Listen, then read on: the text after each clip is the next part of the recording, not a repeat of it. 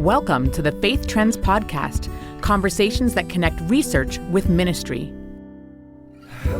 My name is Lindsay Calloway, and I'm a researcher with the Center for Research on Church and Faith. When we think about pollution, we tend to think about things like water and air being polluted. But can words become polluted too? On this Faith Trends episode, host Rick Heemstra talks with Galen Watts, Assistant Professor of Sociology and Legal Studies at the University of Waterloo, and Sam Reimer, a returning guest, Professor of Sociology at Crandall University. They've come on the show to talk about their recent paper, Symbolic Pollution and Religious Change, where they argue the word religion has become polluted in our culture. Stick around for the after conversation when Rick and I will share our thoughts about religious word pollution and what it might mean for those of us in ministry. Galen Watts and Sam Reimer, welcome to the Faith Trends Podcast. Galen, Sam is a returning guest to the podcast. I was wondering if you could just briefly tell us about your role at the University of Waterloo and your interest in the topic of religion. Sure. So thanks so much for having me here, Rick. I'm an assistant professor in the Sociology and Legal Studies department at the University of Waterloo. And I started researching religion almost a decade ago when I started graduate school.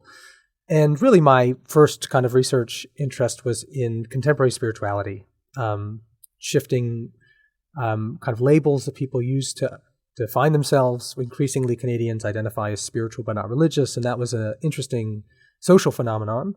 So I have, that kind of background, and I'm interested in the changing nature of contemporary religion. As a sociologist, I guess I'm also interested in religion from a personal perspective.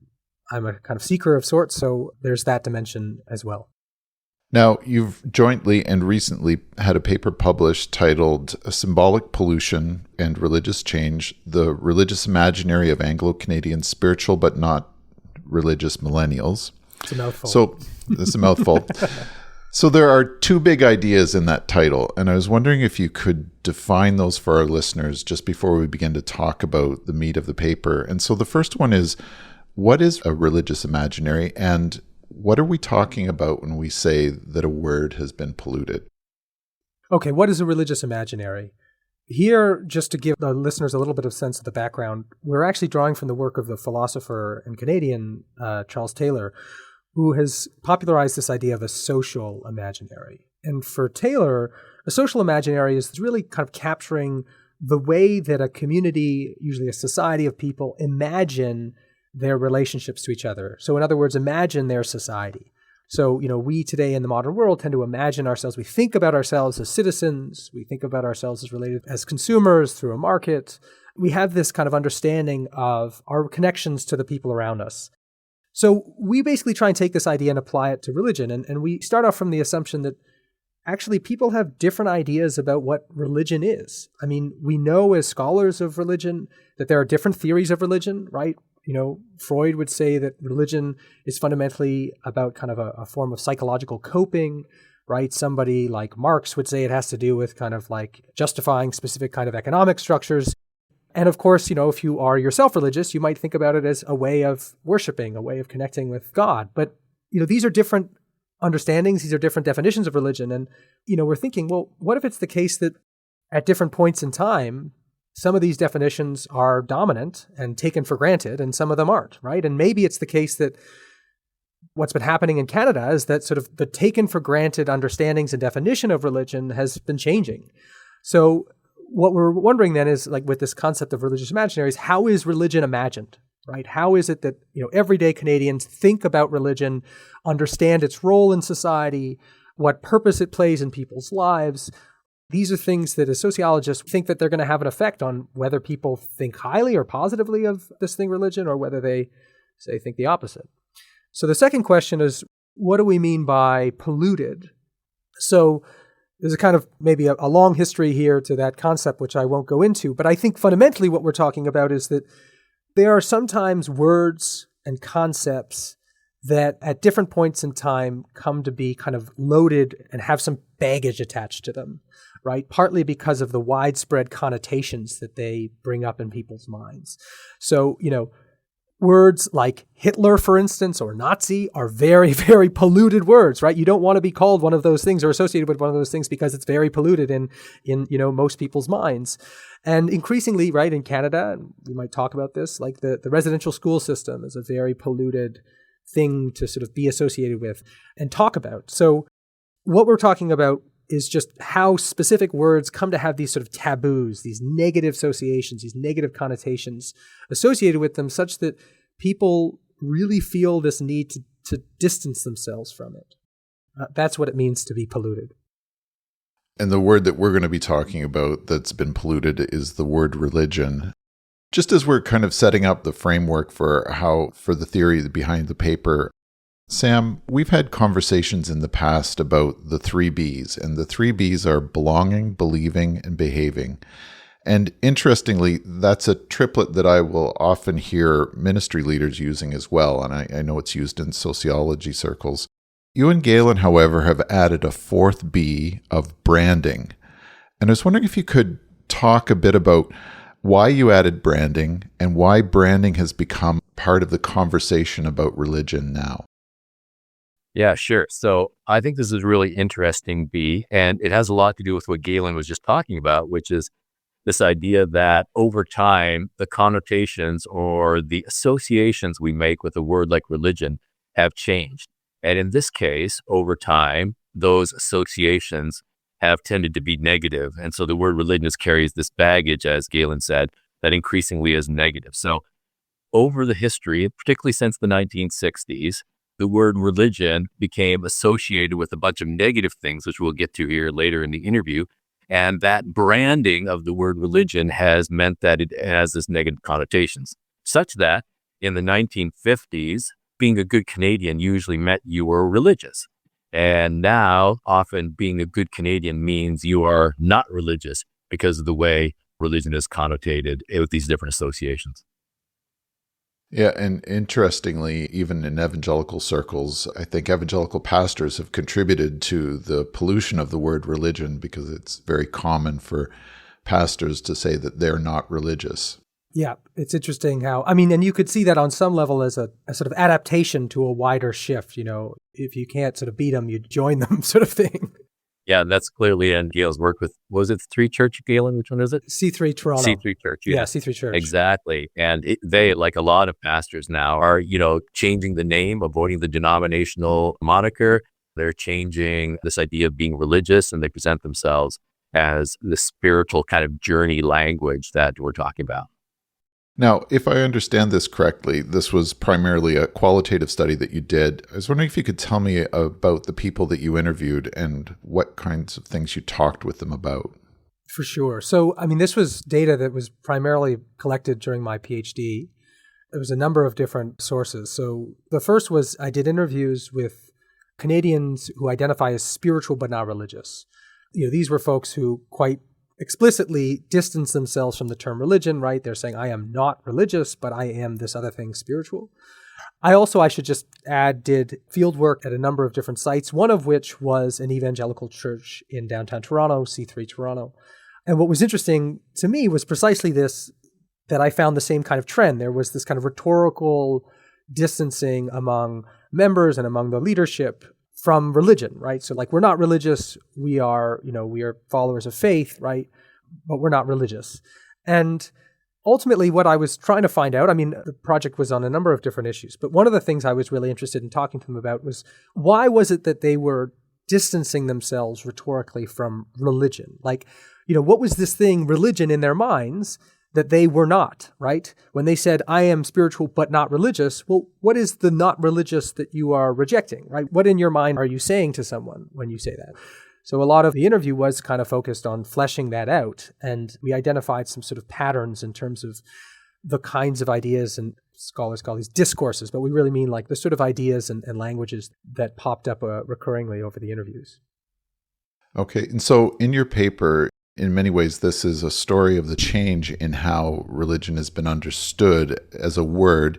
And every researcher has a theoretical framework that they work or bring to their analysis. Your framework was something called the discursive study of religion, or DSR. Could you explain what that is and why you chose to use it in this study? Sure.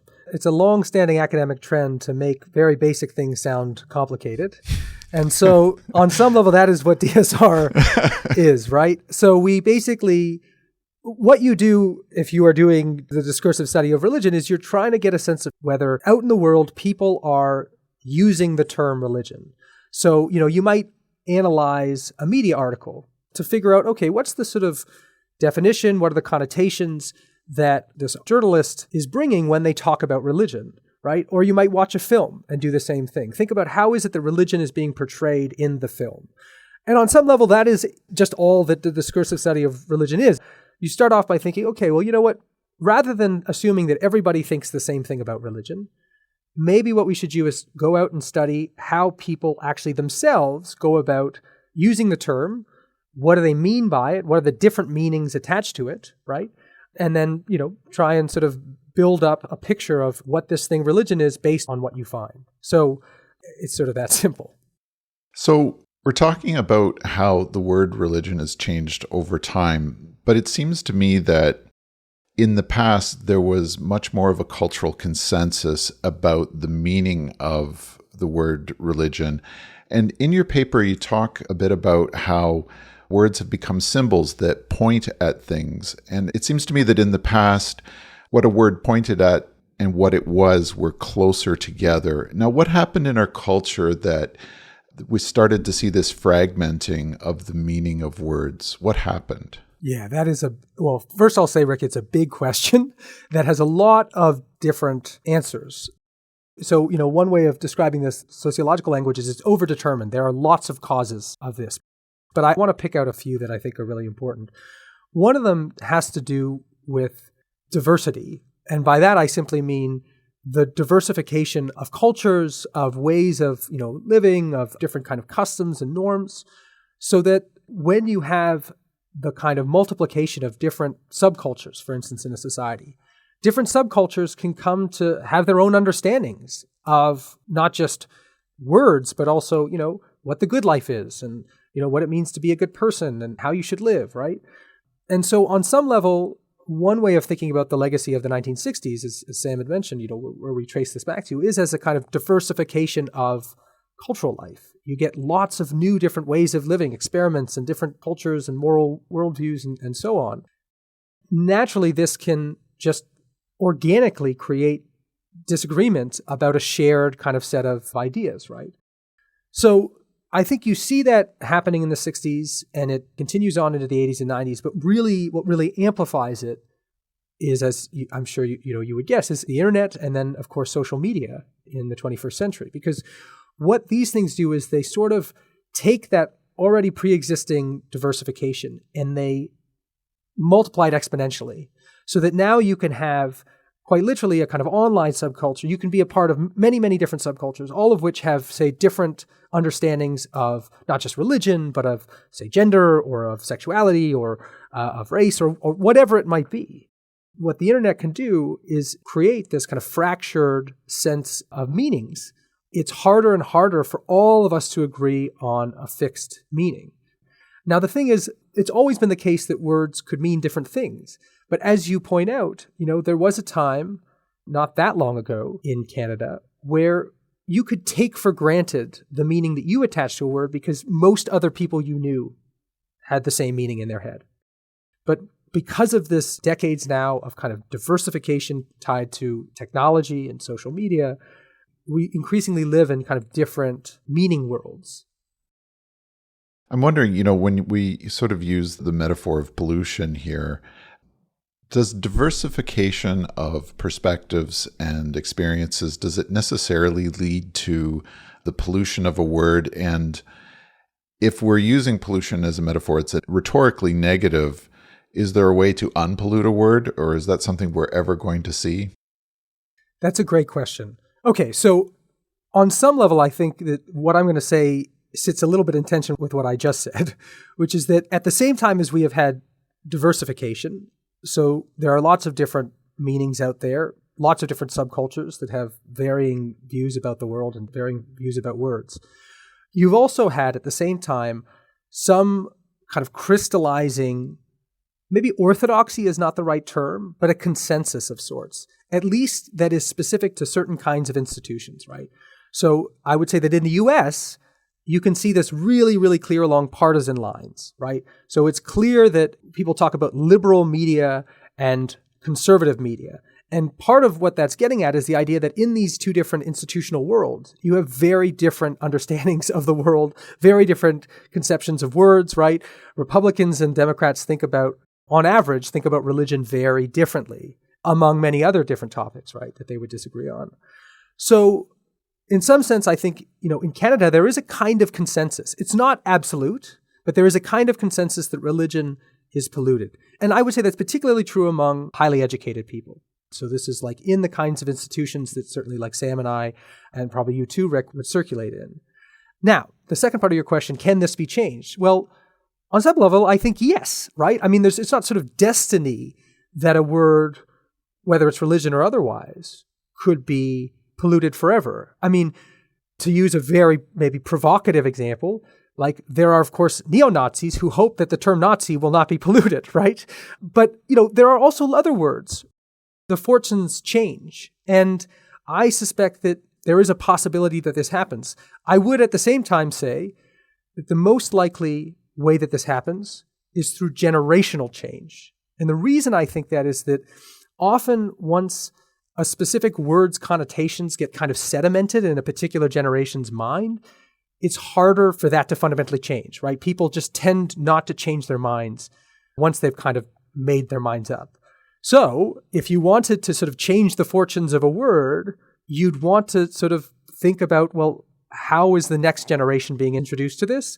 And, how do you ensure that that word, in this case, religion, has different connotations for the younger generation, right? Who haven't kind of made up their minds about it yet. So let's get to the kind of the meat of your findings then. You found that Canadian millennials' religious imaginaries have been polluted by 4 discourses. And could we just briefly talk about each one of them in turn? Absolutely. So I find this really interesting because it is about how words become associated with other words, and they carry a different connotation because sometimes they are separated from the ideas that traditionally they were connected with, and then they're joined with other ideas. So the interviews here that Galen did really bring out these 4 interesting associations or discourses that connect with religion. So the first one is the anti-modern. And the idea here is that there's something about religion that is now viewed as pre-modern superstition. It doesn't fit an educated, rational, modern mindset to be religious. So here a key carrier, as Galen already suggested, is we talk in the journal article about institutional carriers of these ideas. And one of the institutional carriers of the idea of religion as anti-modern has been higher education, where the idea is that there is a connection between being secular and modern, and there's a connection between being religious and pre-modern, or anti-intellectual, or not very smart. So that's one of the associations that has been there. Another one is conservative. The idea of a conservative connection with religion is that religion is dogmatic, it is inflexible, intolerant, it's strict, it might even be blocking social progress. It also carries in the interviews some connotations for people of religion being sexist, being homophobic.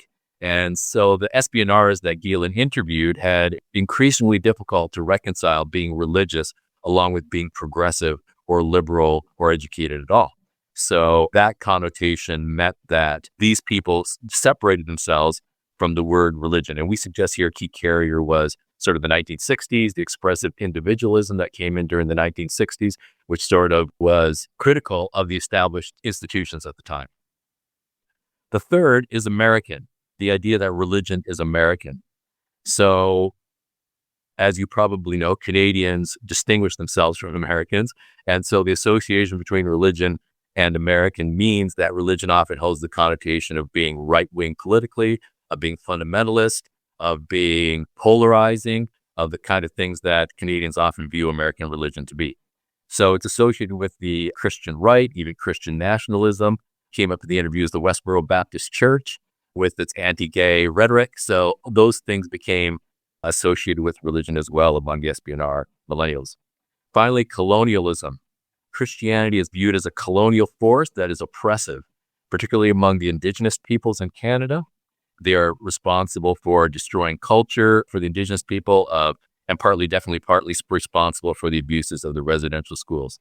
So the connection became stronger as the Truth and Reconciliation Commission began to do their work in 2015, and that carried through as we become more and more concerned with the history of the abuse and misuse of the indigenous peoples and their culture.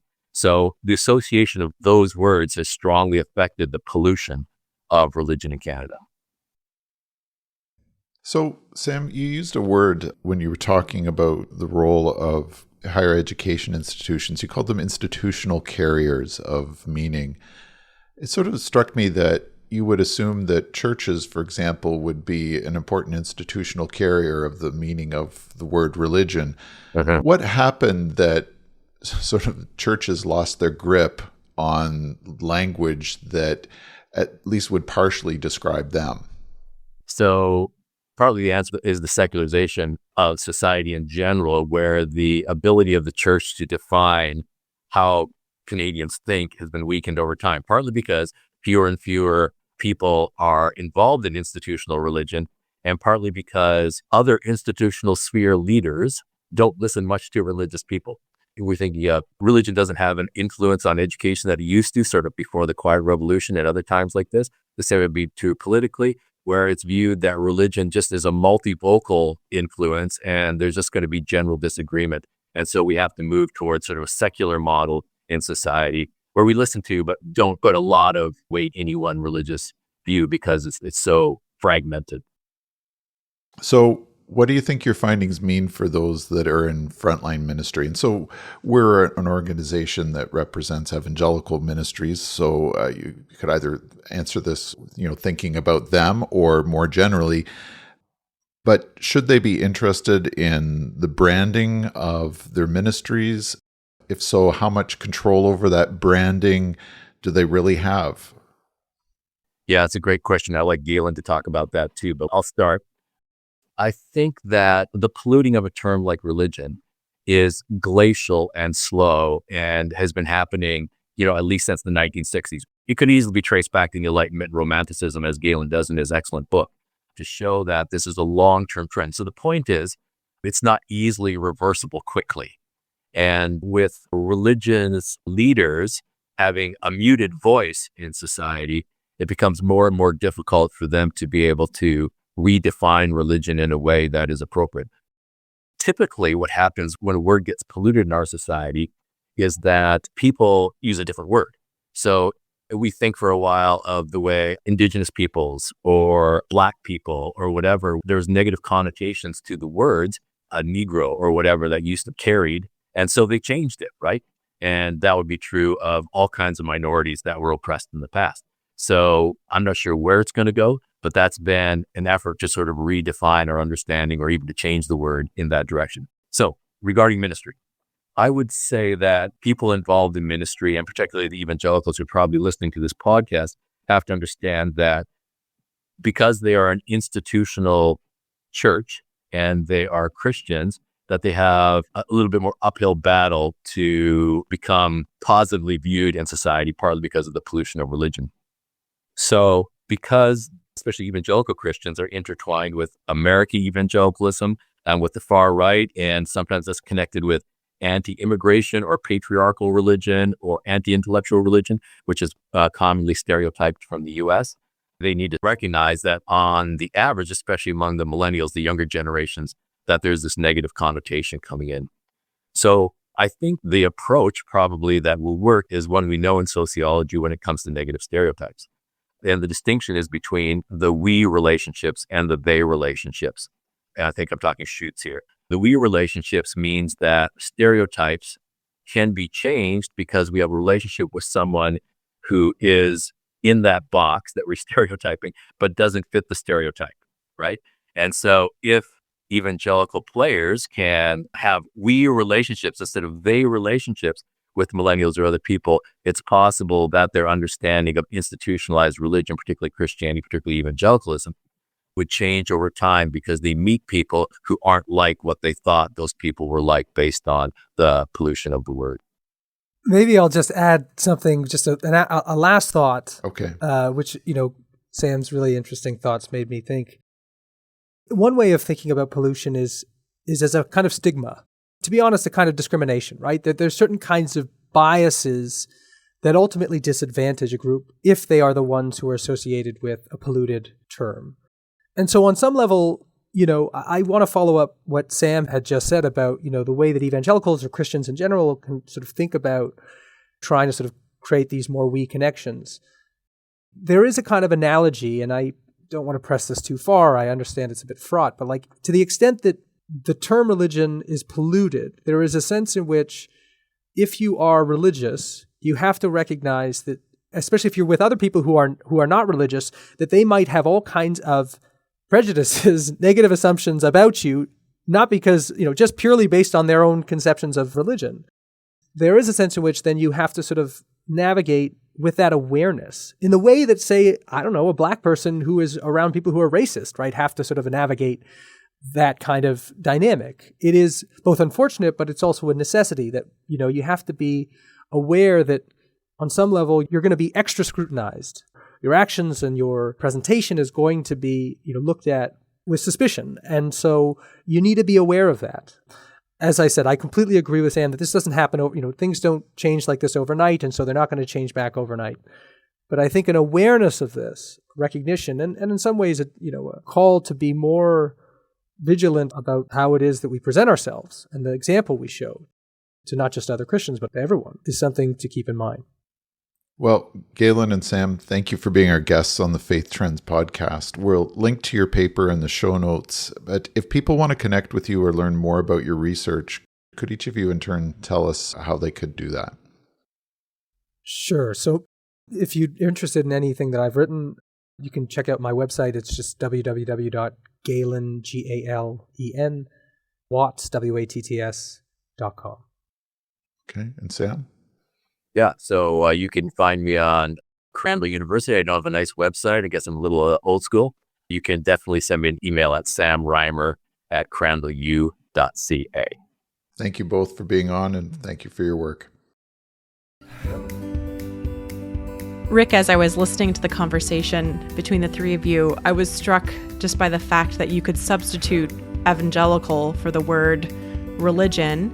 And I think a lot of the conversation would still make sense. We've heard a lot of the same critiques, like anti-progressive, anti-intellectual, anti-Canadian.